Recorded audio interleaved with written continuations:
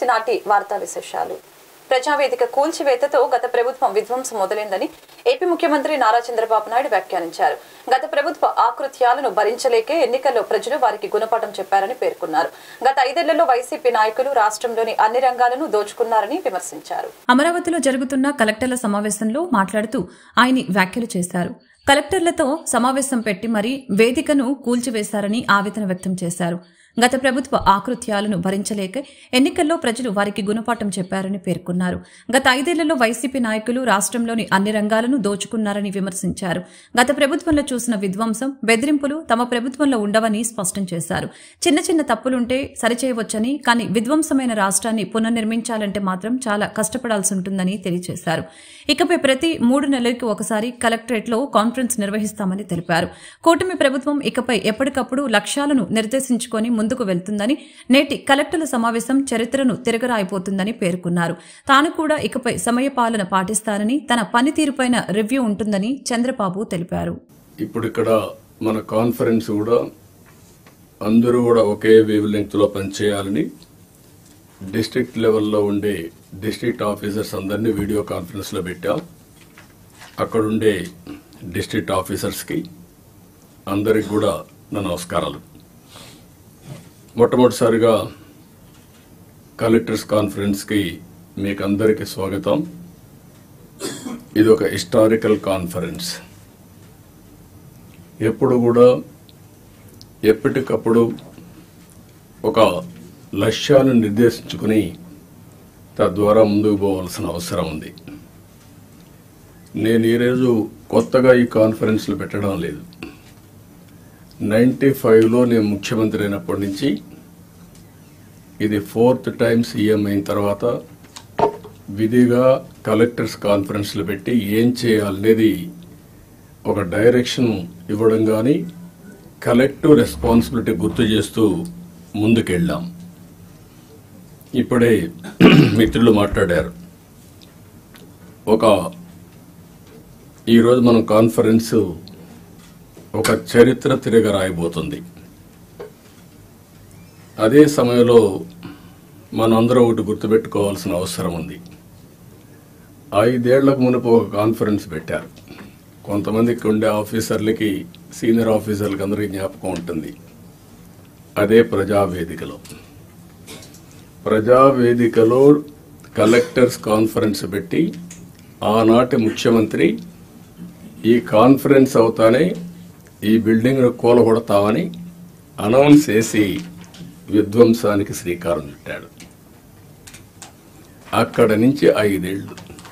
అనుభవజ్ఞుడైన ముఖ్యమంత్రి చంద్రబాబు తనకు గురువని, ఆయన నుంచి తనలాంటి వారు నేర్చుకోవాల్సిందెంతో ఉందని AP deputy CM Pawan Kalyan పేర్కొన్నారు. రాజ్యాంగం ఎంత గొప్పదైనా దానిని అమలు పరిచేవారు సరైన వారు లేకపోతే ఆ వ్యవస్థ పనిచేయదని అన్నారు. ఒక రాష్ట్రం ఎలా ఉండకూడదో చెప్పేందుకు గత 5 ఏళ్లలో రాష్ట్రం ఉదాహరణగా నిలిచిందని వ్యాఖ్యానించారు. అమరావతిలో నిర్వహించిన కలెక్టర్ల సమావేశంలో పవన్ కళ్యాణ్ ఈ వ్యాఖ్యలు చేశారు.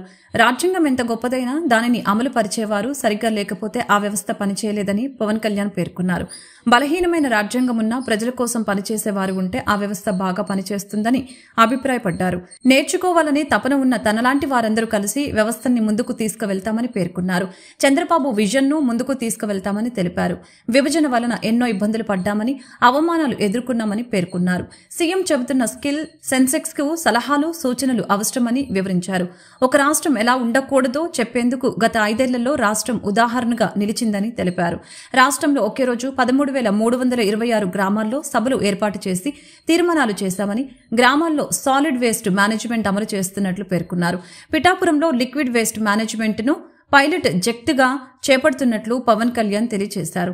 2047 నాటికి భారత్ సూపర్ పవర్ కావాలంటే రాష్ట్రం వికసిత ఆంధ్రప్రదేశ్ కావాల్సిన అవసరం ఉందని పవన్ నొక్కి చెప్పారు. థ్రెట్స్ కానీ, ఇంక్లూడింగ్ కుటుంబ సభ్యుల మీద దాడులు కానీ, ఇవన్నీ అనుభవించి వచ్చామంటే, ఇంత భరించి మేము ఎందుకు వచ్చామంటే వ్యవస్థల్ని బతికించాలనే చెప్పు. గత ప్రభుత్వం కళ్ళ ముందే మీలాగా చదువుకొని సివిల్ సర్వీసెస్లోకి వచ్చి మీరు ఎంత కష్టపడి ఐఏఎస్లు చదివి ఉన్నాలో, ఎంత పోటీ పడి, లక్షలాది మంది పోటీ పడితే a handful of collectors would come out and emerge out. అలాంటి ఒక ఇమ్మినెంట్ వ్యవస్థని, బలోపేతమైన వ్యవస్థని గత ప్రభుత్వం దాన్ని ఒక ఆటబొమ్మలో చేయడం మా అందరికీ చాలా బాధ కలిగించింది.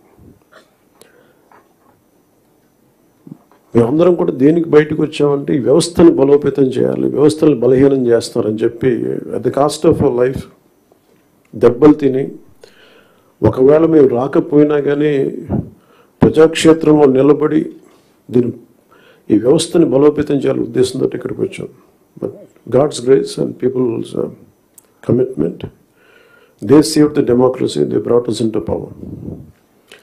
ఇది ముందు మీకు ఎందుకు దృష్టిలో ఉన్నా చెప్తున్నాం అంటే, we are here to strengthen you, we are here to empower you, we are here to stand by you for good governance and accountable governance. ఇన్ని దశాబ్దాలుగా ఇప్పుడు ఆంధ్రప్రదేశ్, ఉమ్మడి ఆంధ్రప్రదేశ్ కానీ విభజిత ఆంధ్రప్రదేశ్ కానీ ఎప్పుడు ఇంత ఇబ్బంది పడలేదు. గత 5 ఏళ్ళుగా ఆంధ్రప్రదేశ్లో పాలన ఎలా ఉందో చూశారు. గతంలో చాలామంది నా సన్నిహితులు, సహచరులు కొంతమంది చెప్తా ఉన్నారు, ఇదివరకు ఆంధ్రప్రదేశ్లో పనిచేయాలి బ్యూరోక్రాట్స్ అని అనుకుంటే ఐఏఎస్లు కానీ ఐపీఎస్లు కానీ ఎనీ సర్వీసెస్ నుంచి పోటీ పడేవాళ్ళం. రాష్ట్ర ప్రభుత్వ పనితీరును, ప్రతిష్టతను ఇనుమడింప చేయవలసిన బాధ్యత జిల్లా కలెక్టర్లపైనే ఉందని ప్రభుత్వ ప్రధాన కార్యదర్శి నీరబ్ కుమార్ ప్రసాద్ అన్నారు. ప్రభుత్వం చేపట్టిన ఎన్టీఆర్ భరోసా పెన్షన్ల పంపిణీలో జిల్లా కలెక్టర్లు చూపిన చొరవను అభినందిస్తున్నానని చెప్పారు. రాబోయే 100 రోజులు ప్రణాళిక జిల్లాలు ఒక సఫలీకృతమే ప్రగతి పదంలో పరిడవిల్లేలా మీరందరూ పనిచేస్తారని ఆశిస్తున్నట్లు తెలిపారు. సచివాలయంలో ముఖ్యమంత్రి నారా చంద్రబాబు నాయుడు నేతృత్వంలో జరిగిన జిల్లా కలెక్టర్ల సదస్సులో ప్రభుత్వ ప్రధాన కార్యదర్శి నీరబ్ కుమార్ ప్రసాద్ ప్రారంభోత్సవ ఉపన్యాసం చేశారు. ఇప్పుడు నిర్వహిస్తున్న ఈ సదస్సు అత్యంత కీలకమైంది. రాష్ట్ర పునర్నిర్మాణానికి ఎంతో కీలకమైంది. రాబోయే 5 సంవత్సరాల్లో ఈ రాష్ట్ర ప్రభుత్వ పనితీరుకు అద్దం పడుతూ ప్రభుత్వ ప్రతిష్టతను ఇనుమడింప చేయవలసిన బాధ్యత అంతిమంగా జిల్లా కలెక్టర్లదే అని అన్నారు. రాబోయే 100 రోజుల్లో ప్రభుత్వం చేపట్టవలసిన కార్యక్రమాలకు సంబంధించిన ప్రణాళికలు రూపొందించినట్లు తెలియజేశారు. ప్రజా సమస్యలకి అత్యంత ప్రాధాన్యం ఇవ్వాలని, ఒకవేళ మీ స్థాయిలో సమస్యలు ఉన్నా పరిష్కారం కాకపోతే వాటిని ఆయా విభాగాల ఉన్నతాధికారుల దృష్టికి తీసుకువచ్చి వాటిని పరిష్కరించాలని కోరారు. పెన్షన్ల పంపిణీలో కలెక్టర్లంతా యంత్రాంగంతో ఎంతో సంయమనంతో సంఘటితంగా పనిచేసి విజయవంతంగా పెన్షన్లు పంపిణీ చేశారని అన్నారు. ఇదే చొరవ స్ఫూర్తిని మిగిలిన ప్రభుత్వ కార్యక్రమాల్లో కూడా చూపించాలని తెలిపారు. And the image of the government is primarily dependent on the quality of administration provided by the district collectors. Hence, it is very important that the collectors recognize this fact and take full responsibility and accountability of the whole district administration.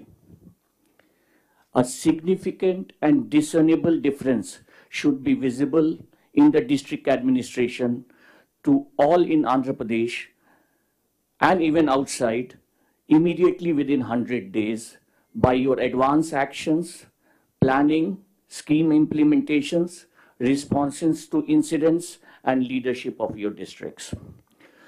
Citizens are the cornerstone of the new government, and it is essential that all the grievances of the people are appropriately and timely addressed.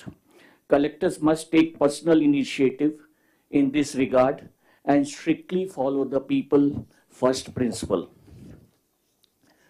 Some of the issues arising in the district may require systemic improvement or policy changes.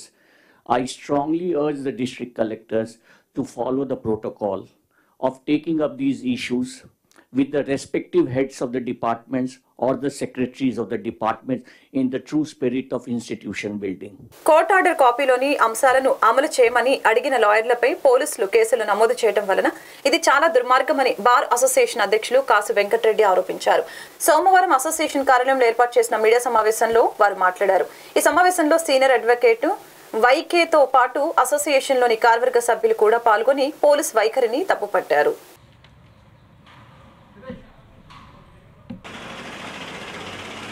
Police వారు అడ్వకేట్లపై అక్రమ కేసులు పెట్టిన దానికి నిరసనగా ఈరోజు గుంటూరు జిల్లా వ్యాప్తంగా boycott చేయడం జరిగింది.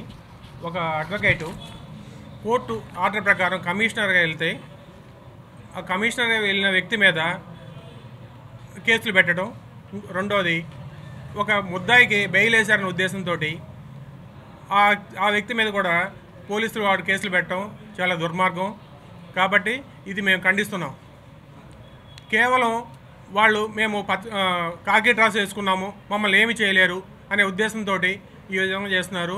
పోలీసు వారు వాళ్ళు కోర్టులను లెక్క చేయట్లేదు, అడ్వకేట్స్ని లెక్క చేయట్లేదు, పబ్లిక్ లెక్క చేయట్లేదు.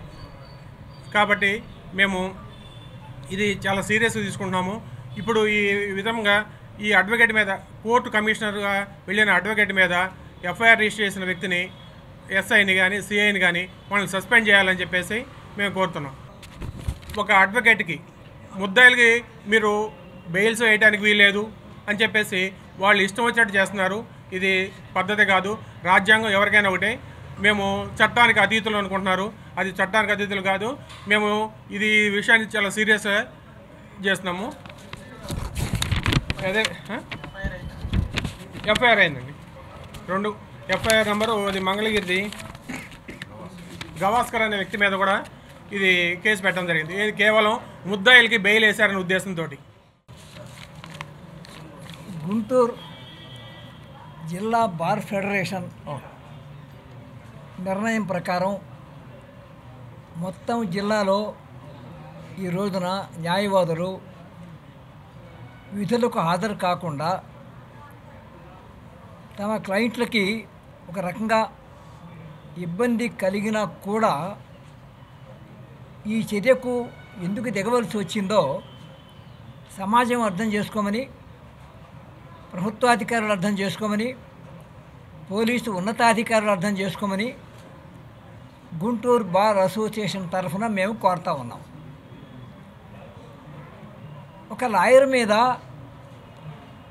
చేయి చేసుకోవడం కానీ, దౌర్జన్యపూరితంగా వ్యవహరించడం కానీ, కేసులు పెట్టడం కానీ పోలీసులు వాస్తవానికి సమాజంలో జరుగుతున్న అన్యాయాల మీద కేసులు పెట్టకుండా రోజుల తరబడి, వారాల తరబడి, నెలల తరబడి ఉన్న చరిత్ర మాకు తెలుసు. తల్లి పుట్టిల్లు మేనమామకు తెలియదా అని పోలీసుల వ్యవహారం ఏమిటో. కానీ న్యాయవాది మీద కేసు పెట్టడానికి అంత తొందరగా, ఇది ఒక రకంగా సివిల్ వ్యవహారం సంబంధించింది. నీకు తెలుసా సివిల్ వ్యవహారం ఏందో? లా అంతా నీకే తెలుసా? సివిల్లా నువ్వే పండితుడిగా.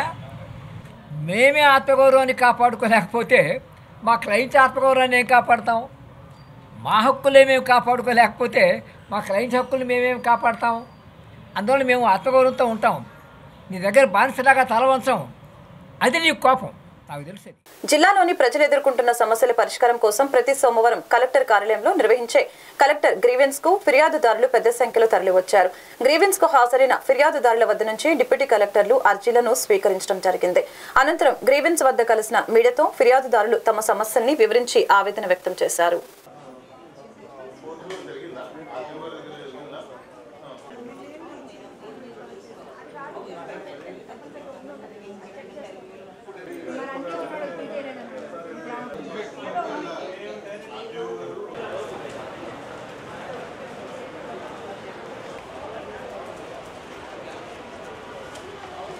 నా పేరు జల్దిమోహనం. మాది లాల్పురం విలేజీ, గుంటూరు రూరల్ మండలం, గుంటూరు. నేను ఎస్సీ మాలకులకు చెందినవాడిను. మాకు అధికార పార్టీ నేతల వేధింపులతో స్కీమ్ వర్కర్లు తమ శాఖలో పనిచేసే పరిస్థితి కనపడటం లేదని సిఐటియు జిల్లా కార్యదర్శి లక్ష్మీనారాయణ ఆరోపించారు. స్కీమ్ వర్కర్లపై రాజకీయ వేధింపులు ఆపాలని డిమాండ్ చేస్తూ సోమవారం కలెక్టర్ కార్యాలయం వద్ద ధర్నా చేపట్టారు. ఈ ధర్నా కార్యక్రమంలో రాష్ట్ర నాయకులు, నేతాజీతో పాటు పలువురు స్కీమ్ వర్కర్లు కూడా హాజరయ్యారు. రాష్ట్ర ప్రభుత్వం అధికారంలోకి వచ్చిన తర్వాత స్కీమ్ వర్కర్లు, అదేవిధంగా చిన్న కాంట్రాక్ట్ అవుట్సోర్సింగ్ ఉద్యోగులపై తీవ్రంగా రాజకీయ వేధింపులు, తొలగింపులు పెరిగిపోతున్నాయి. ఇప్పటికే అనేక సార్లు కలెక్టర్కి, జిల్లా కలెక్టర్కి ఈ అంశంపై రిప్రజెంటేషన్ ఇచ్చినప్పటికీ రోజు రోజుకు పెరుగుతున్నాయి తప్ప తగ్గే పరిస్థితి మన జిల్లాలో కనిపించట్లేదు. కాబట్టి ఇప్పటికైనా రాజకీయ నాయకులకు సంబంధించి ఎటువంటి కారణాలు లేకుండా స్కీమ్ వర్కర్లపై తొలగింపులు సరైనది కాదని చెప్పేసి మేము సిఐటిగా భావిస్తున్నాం. అందుకే ఈరోజు రాష్ట్ర వ్యాప్తంగా స్కీమ్ వర్కర్లు, చిన్న ఉద్యోగుల తొలగింపుకు వ్యతిరేకంగా ఈరోజు రాష్ట్ర వ్యాప్తంగా ధర్నాలు నిర్వహించడం జరుగుతుంది. దానిలో భాగంగా గుంటూరులో కూడా ఈ నిరసన కార్యక్రమం చేపట్టడం జరిగింది. ప్రధానంగా మన గుంటూరు జిల్లాలో ఇప్పటికీ 200 మందిని స్కీమ్ వర్కర్లను తీసేయడం జరిగింది. మీరు అధికారంలోకి వస్తే టీడీపీ మా బతుకులు బాగుపడతాయని చెప్పేసి అందరూ ఆశించారు. కానీ ఈ ప్రభుత్వం అధికారంలోకి వస్తే ఉన్న బ్రతుకుని కూడా ఊడిగం చేసే పరిస్థితి ఈరోజు రాష్ట్ర ప్రభుత్వం తీసుకుంది. కాబట్టి ఇది సరైనది కాదు. మరోపక్క చంద్రబాబు నాయుడు గారు, మంత్రులు అసెంబ్లీలో మాట్లాడుతూ ఏ ఒక్కరిని కూడా ఉద్యోగం నుంచి తొలగించమని చెప్పేసి ఓ పక్క చెబుతున్నారు. కానీ ఆచరణలో కింద స్థాయి నాయకులు లిస్టులు తయారు చేయడం, అధికారులు దానికి వంతపాడుతూ అనేక మందిని తీసేస్తున్నారు. ఇది సరైనది కాదు. అధికారులు కూడా కనీస రూల్స్ పాటించకుండా వీళ్ళని తీసేయటం సమంజసం కాదని చెప్పేసి మేము ఈ సందర్భంగా చెప్తున్నాం. ఇదే కొనసాగితే ఈ రాష్ట్ర ప్రభుత్వంపై పోరాటం చేయడానికి సిద్ధంగా ఉన్నామని చెప్పేసి, కాబట్టి తొలగించిన స్కీమ్ వర్కర్లను వెంటనే విధుల్లోకి తీసుకోవాలని చెప్పేసి సిఐటిగా మేము డిమాండ్ చేస్తాం. సెక్రటరీస్కి సంబంధించి 22 మందిని తొలగించారు. ఇంకా లిస్టులు తయారు చేసి ఒక 100 మంది దాకా ఉన్నారని చెప్పేశారు. అంగన్వాడీలకు సంబంధించి ఆయాల దగ్గరకు వచ్చి మీరు ఇక్కడ నుంచి తొలగిపోతారా లేకపోతే మేము తొలగించాలని చెప్పేసి వాళ్ళు విధులు కూడా పని చేయడానికి కూడా ఆటంకం కలిగిస్తూ, విధులకు ఆటంకం కలిగిస్తూ రాజకీయంగా అనేక ఇబ్బందులు పెడుతున్నారు. రాజకీయ ముద్రలు వేస్తున్నారు. స్కీమ్ వర్కర్లు అనేవాళ్ళు రాజకీయ పార్టీలకి వారధిగా ఉంటారు. సంక్షేమ పథకాలని ప్రజలకు చేరవేయడానికి ప్రభుత్వానికి మధ్య వారధిగా ఉండే వాళ్ళ మధ్య రాజకీయ ముద్రలు వేసి తీయటం సరికాదని చెప్పేసి మేము భావిస్తున్నాం. ప్రతిపక్షంలో ఉన్నప్పుడు కనిపించిన పీజీ విద్యార్థుల కష్టాలు అధికారంలోకి వచ్చాక విద్యాశాఖ మంత్రికి కనిపించకపోవడం చాలా ఆవేదన కలిగిస్తుందని ఏబీవీపీ రాష్ట్ర నాయకులు యశ్చంద్ర ప్రసాద్ అన్నారు. పీజీ విద్యార్థుల ఫీజు రియంబర్స్మెంట్ పై ఇచ్చిన హామీని నిలబెట్టుకోవాలని డిమాండ్ చేస్తూ సోమవారం కలెక్టర్ కార్యాలయం వద్ద ఈ నిరసన కార్యక్రమాన్ని చేపట్టారు. ఈ సందర్భంగా కలిసిన మీడియాతో వారు మాట్లాడారు. ప్రతిపక్షంలో ఉన్నప్పుడు చెప్పిన మాటకు విద్యాశాఖ మంత్రి కట్టుపడకపోతే తీవ్రమైన పరిణామాలు ఎదుర్కోవాల్సి వస్తుందని హెచ్చరించారు. ఈ నిరసన కార్యక్రమంలో ఏబీవీపీ ముఖ్య నేతలు కూడా హాజరయ్యారు. ఏదైతే ప్రతిపక్షంలో ఉన్నటువంటి ఇప్పుడున్నటువంటి విద్యాశాఖ మంత్రి యువగలం పాదయాత్ర పేరుతో ఆయన ప్రతిపక్షంలో ఉన్నప్పుడు ఈ రాష్ట్ర వ్యాప్తంగా తిరిగి ఈ రాష్ట్రంలో ఉన్నటువంటి నిరుద్యోగులకి, అలాగే ముఖ్యంగా పీజీ చదువుతున్నటువంటి నిరుపేద విద్యార్థులకు ఏదైతే 2021 నుంచి అమల్లోకి వచ్చినటువంటి జీవో నెంబర్ 77ని వాళ్ళు ప్రభుత్వంలోకి రాగానే వెంటనే రద్దు చేసి పీజీ విద్యార్థులకు పూర్తి ఫీజు రియంబర్స్మెంట్ ఫెసిలిటీని అందిస్తానని చెప్పి ప్రగల్భాలు పలికి ఈరోజు అధికారంలోకి రాగానే ఈ యొక్క అధికార దాహం తీర్చుకున్నటువంటి విద్యాశాఖ మంత్రి ఈ ఏదైతే ప్రతిపక్షంలో యువగలం అని గర్జించినటువంటి విద్యాశాఖ మంత్రి ఈరోజు మాట పడిపి పక్షవాతపు వచ్చిన వాళ్ళలాగా బిహేవ్ చేయడాన్ని అఖిల భారతీయ విద్యార్థి పరిషత్ తీవ్రంగా ఖండిస్తున్నది. ఎందుకంటే విద్య మా అందరి యొక్క హక్కుగా భావిస్తున్నాం. మీ భిక్షలాగా మీరు చూస్తున్నారు, కానీ ఈ యొక్క హక్కుని మా నుంచి దూరం చేయాలంటే ప్రయత్నాలు జరిగితే మాత్రం ఏమాత్రం ఉపేక్షించేది లేదు. కాబట్టి ఈ వెంటనే జీవో నెంబర్ 77ని రద్దు చేసిన తర్వాతే పీజీ కోర్సులకు సంబంధించినటువంటి అడ్మిషన్ ప్రక్రియల్ని స్టార్ట్ చేయాలని చెప్పి ఈ సందర్భంగా కోరడం జరిగింది. లేకపోతే ఎక్కడికక్కడ రాష్ట్రంలో నీ యొక్క పర్యటనని అఖిల భారతీయ విద్యార్థి పరిషత్ అడ్డుకుంటుంది. లోకేష్ నాయుడు, ఈ సందర్భంగా గుర్తుపెట్టుకో, విద్యార్థుల జీవితాలతో ఆడుకోవాలని చూస్తే ఖబర్దార్. కాలనీలో వాతావరణం ఆహ్లాదకరంగా ఉండేలా చేస్తామని మున్సిపల్ శాఖ మంత్రి నారాయణ తెలిపారు. గ్రీన్ డెవలప్మెంట్, పర్యావరణంపై సీఎం చంద్రబాబుతో చర్చించామని తెలిపారు. 27,000 కోట్ల రూపాయలు కేంద్రం నుంచి నిధులు రావాల్సి ఉందని చెప్పారు. విజయవాడ వెటర్నరీ కాలనీలోని వీఎంసీ పార్కులో నూతనంగా నిర్మించిన జిమ్ ను మున్సిపల్ శాఖ మంత్రి నారాయణ, ఎమ్మెల్యే గద్దె రామ్మోహన్ ప్రారంభించారు. ఈ సందర్భంగా మంత్రి నారాయణ మాట్లాడుతూ వెటర్నరీ కాలనీ వాసులు జిమ్ కోసం సొంతంగా డబ్బు సమకూర్చుకోవడం సంతోషంగా ఉందని తెలిపారు. వీఎంసీ ఆధ్వర్యంలో ఈ పార్కు నిర్వహణ జరుగుతుందని, కాలనీలో వాతావరణం ఆహ్లాదకరంగా ఉండేలా చేస్తామని తెలిపారు. ఈ ప్రాంతంలో కొన్ని సమస్యలు తనకు చెప్పారని, వాటిని పరిష్కరిస్తామని అన్నారు. గత 5 ఏళ్లలో అసలేం చేశారో తెలుసుకున్నామని, రాష్ట్ర వాటా నిధులు ఇవ్వకపోవటం వలన కేంద్రం నిధులు ఆగిపోయాయని అన్నారు. సీఎం సహకారంతో కేంద్రం నుంచి నిధులు తెచ్చేందుకు కృషి చేస్తామని పేర్కొన్నారు. ఎమ్మెల్యే గద్దె రామ్మోహన్ మాట్లాడుతూ మున్సిపల్ మంత్రిగా నారాయణ అనేక నూతన విధానాలను అమలు చేశారని అన్నారు. 2014 నుంచి 19 మధ్య కాలంలో పట్టణాలు, నగరాలు సుందరీకరణ చేశారని అన్నారు. ఇప్పుడు మళ్లీ మున్సిపల్ మంత్రిగా తన పని తీరుతో ఆకట్టుకుంటున్నారని పేర్కొన్నారు. విజయవాడలో అండర్ గ్రౌండ్ డ్రైనేజీ సమస్య బాగా ఉందని మంత్రి నారాయణ ఒక డ్రైవ్ పెట్టి సమస్యల్ని పరిష్కరించడానికి సహకరించాలని కోరారు.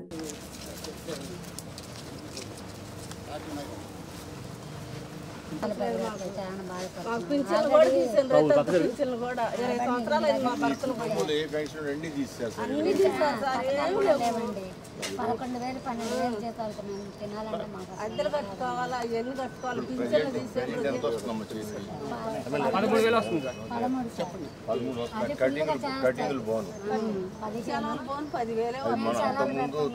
ఉండేది మన 2014 పెంచారు.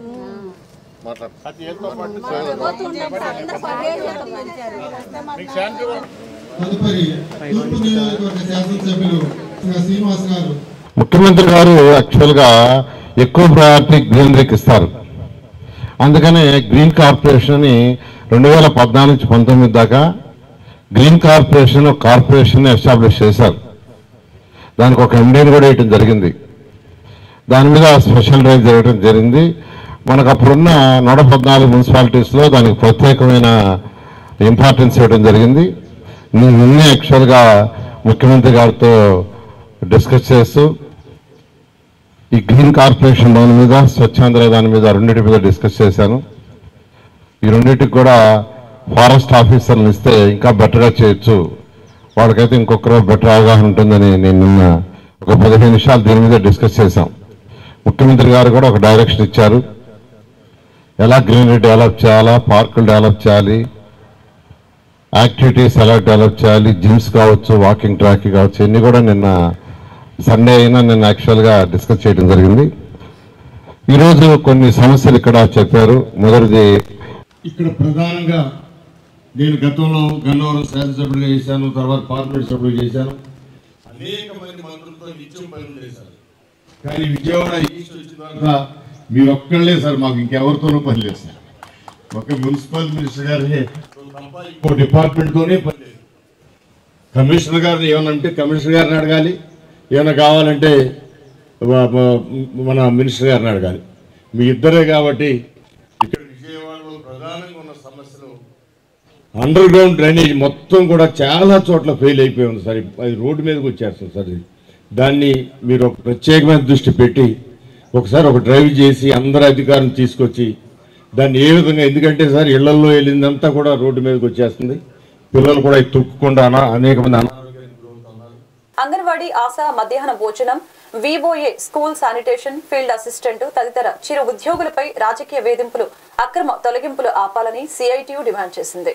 ఎన్నికల మేనిఫెస్టోలో ఇచ్చిన హామీలను రాష్ట్ర ప్రభుత్వం అమలు చేయాలని కోరింది. కూటమి ప్రభుత్వం ఎన్నికల మేనిఫెస్టోలో ఇచ్చిన హామీలను అమలు చేయాలని సిఐటియు ఆధ్వర్యంలో అలంకార్ ధర్నా చౌక్ వద్ద ధర్నా నిర్వహించడం జరిగింది. ఈ సందర్భంగా సిఐటియు అధికార ప్రధాన కార్యదర్శి మాట్లాడుతూ కూటమి ప్రభుత్వం అధికారంలోకి వచ్చిన తర్వాత చిరు ఉద్యోగుల్ని అనేక మందిని తొలగిస్తున్నారని ఆరోపించారు. తొలగింపు అనేది చట్టవిరుద్ధమని తెలిపారు. ఈ చిరు ఉద్యోగులు 60 సంవత్సరాల వరకు పనిచేయడానికి నియమించబడ్డ వారని తెలిపారు. నోటీసులు ఇవ్వకుండా తొలగిస్తున్నారని, రాజకీయ వేధింపులు ఎక్కువయ్యాయని ఆరోపణలు గుప్పించారు. తొలగించిన చిరుద్యోగులు అందరినీ వీధుల్లోకి తీసుకుని రావాలని డిమాండ్ చేస్తున్నామని తెలియజేశారు. Anganwadi workers and welfare NTR జిల్లా కార్యదర్శి సుప్రజ మాట్లాడుతూ కూటమి ప్రభుత్వం 2 నెలలు గడవక ముందే రాజకీయ వేధింపులకి గురిచేస్తున్నారని ఆరోపించారు. ఆ కారణంగా అంగన్వాడీల్ని వేధింపులకి గురిచేస్తున్నారని, ఉద్యోగాల నుంచి తొలగిస్తున్నారని చెప్పుకొచ్చారు. ఎన్టీఆర్ జిల్లా ప్రధాన కార్యదర్శి, రాష్ట్రంలో తెలుగుదేశం కూటమి అధికారంలోకి వచ్చిన తర్వాత చిరుద్యోగుల్ని అనేక మందిని తొలగిస్తూ ఉన్నారు. ఒక పక్కన ముఖ్యమంత్రి గారు రాజకీయ కక్షలు ఉండవు, గత ప్రభుత్వంలాగా మేము వ్యవహరించాం, నియంత్రిత పాలన ఉండదు, ప్రజారంజిక పరిపాలన చేస్తా అని చెప్పి ఒక పక్కన చెప్తాను. కానీ గ్రామీణ ప్రాంతాల్లో తెలుగుదేశం స్థానిక నాయకత్వం అంగన్వాడీ వర్కర్ మీద వేధింపులు చేస్తూ ఉన్నారు. వివోఏల్ని ఈ జిల్లాలో అనేక మండలాల్లో తొలగించారు. అదేవిధంగా పంచాయతీ కార్మికుల్ని మన విజయవాడ పక్కన ఉన్నటువంటి గొల్లపూడిలో 10 మంది కార్మికులను తొలగించారు. అలాగే ఊట్కూరులో 5 కార్మికులను తొలగించారు. ఫీల్డ్ అసిస్టెంట్స్ని ప్రతి గ్రామంలో ఫీల్డ్ అసిస్టెంట్స్ని కూడా తొలగించడం అనేటువంటి జరిగింది. ఈ తొలగింపులు అనేటువంటిది చట్టవిరుద్ధం. వాస్తవంగా ఇది కేవలం 5 సంవత్సరాలకో 3 సంవత్సరాలకో 2 సంవత్సరాలకో ఇట్లాంటి చిరుద్యోగులు కారు వీళ్ళు. అంగన్వాడీ అయినా, ఆశ అయినా, మధ్యాహ్న భోజనం అయినా, వివోఏలైనా, ఏ తరగతి కార్మికులైనా 60 సంవత్సరాల పాటు వాళ్ళు పనిచేయడానికి నియమించబడినటువంటి వాళ్ళు. కనీసం ఎటువంటి నోటీస్ లేకుండా అకారణంగా చట్ట వ్యతిరేకంగా వీళ్ళని తొలగిస్తున్నటువంటి పరిస్థితి ఉంది. రాజకీయ వేధింపులే ప్రధానమైనటువంటి కారణంగా మేము భావిస్తా ఉన్నాం.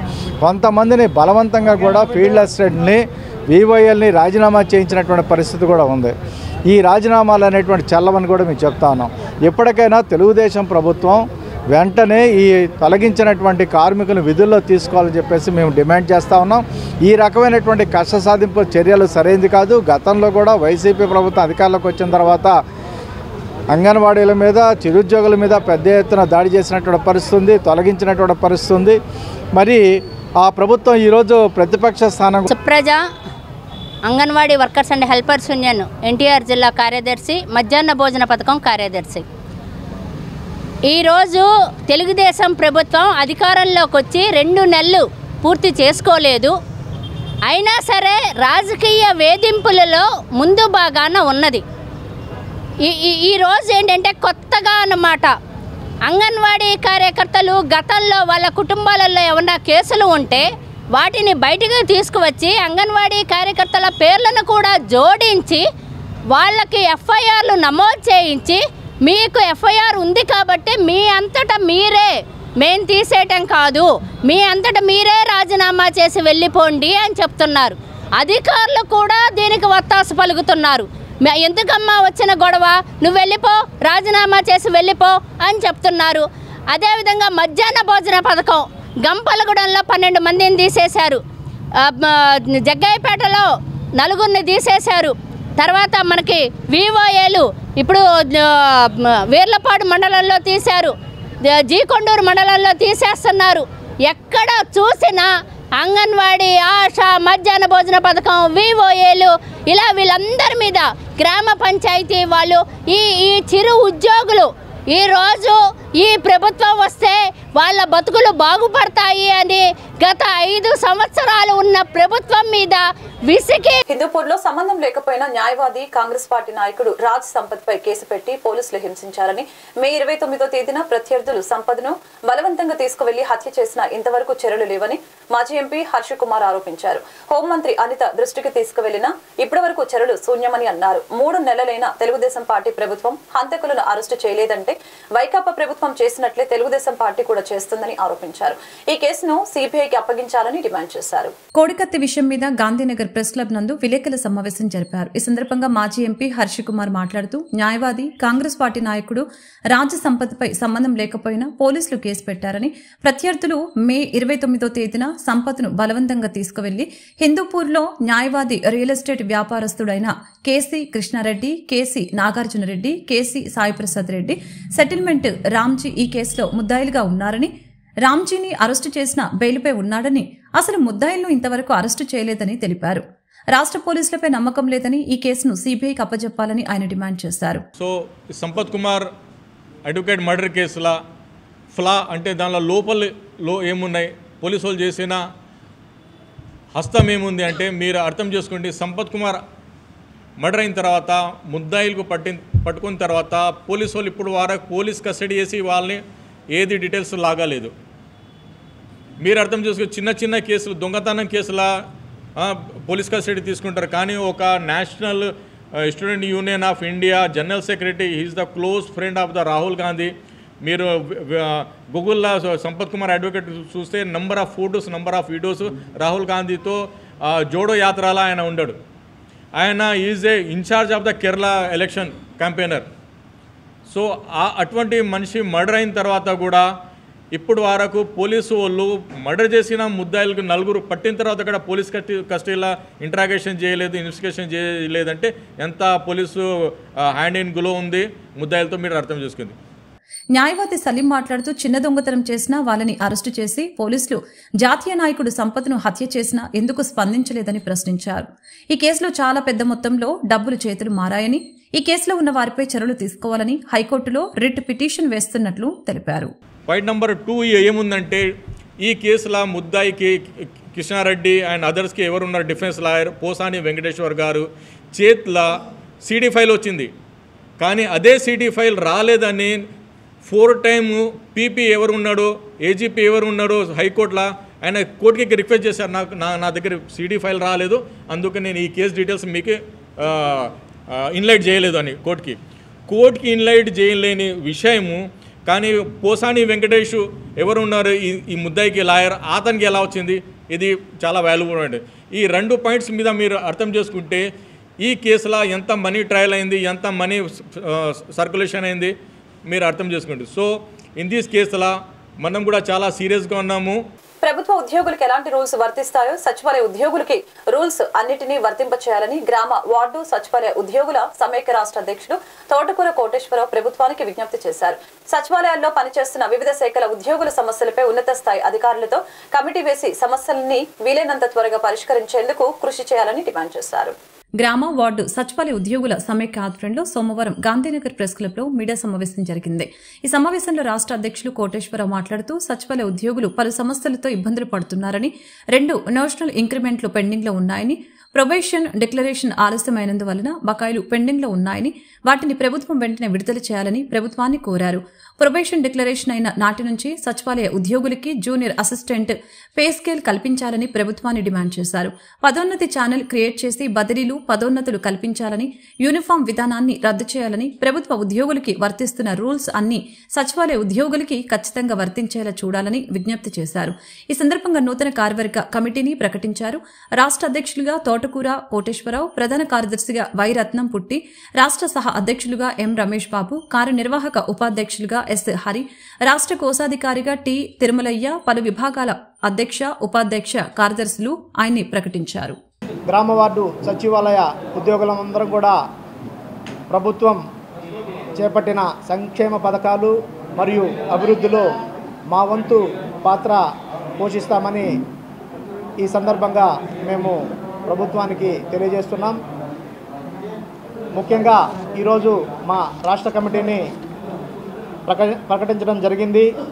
రాష్ట్ర అధ్యక్షులుగా తోటకూర కోటేశ్వరరావు, రాష్ట్ర ప్రధాన కార్యదర్శిగా వై రత్నం పుట్టి, రాష్ట్ర సహాధ్యక్షులుగా ఎం రమేష్ బాబు, రాష్ట్ర కార్యనిర్వాహక ఉపాధ్యక్షులుగా ఎస్ హరి, రాష్ట్ర కోశాధికారిగా టి తిరుమలయ్య, రాష్ట్ర ఉపాధ్యక్షులుగా K Ravikumar Reddy, K Ashok Kumar, T Mohan Rao, M Ram Charan, రాష్ట్ర సంయుక్త కార్యదర్శులుగా Pola Nagababu, P Siddeshwar Reddy, V Karunakar, P Nagamohan, రాష్ట్ర ప్రచార కార్యదర్శులుగా M Venkatakishore, M Suresh, K Damodar Reddy.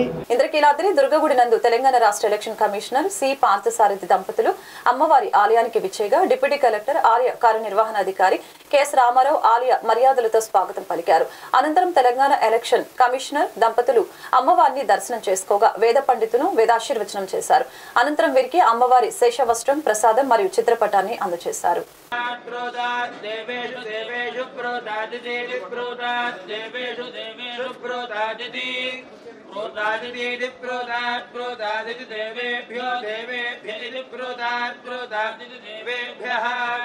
इति देवेभ्यो देवेभ्य इति देवेभ्य एवैव देवेभ्य इति देवेभ्य एव देवेभ्य एवैव देवेभ्यो देवेभ्य एवैनमेनमेव देवेभ्यो देवेभ्य एवैनम् एवैनमेनमेवैवैनमेनमेवैवै नमः येनमेनमे नमः वेदयति वेदयत्यैनमे नमः वेदयति आवेदयति वेदयत्या वेदयत्यन्मनु वेदयत्या वेदयत्यनु వేదయత్యన్మను వేదయతి వేదయత్యన్వేనమేనమను వేదయతి వేదయత్యన్వేనం. ఈ వార్తలు ఇంతటితో సమాప్తం. మరొక బులెటిన్లో మళ్ళీ కలుద్దాం. నమస్కారం.